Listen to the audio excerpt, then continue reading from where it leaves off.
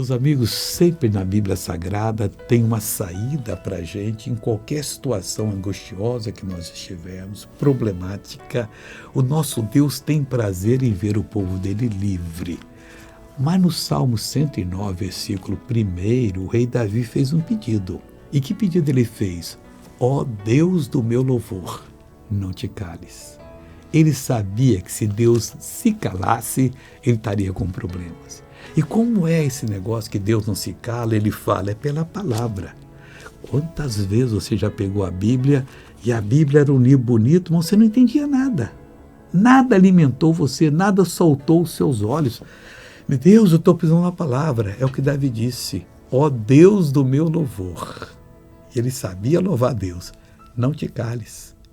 Começa a pedir isso a partir de hoje. Você vai ver que a sua vida vai mudar muito. Você vai ser uma pessoa que vai dar muita alegria na vida. Veja alguém que foi abençoado, que está alegre. Faz uns 5 anos que eu ando indo com todos os médicos e eles falaram que eu tenho cegueira permanente, que nunca mais eu vou enxergar. Estava enxergando nada. Nada. 100%, só escuro. Não sabia onde eu entrei, eu não via nada aqui, eu não via ninguém. E agora está clareando tudo minha vida.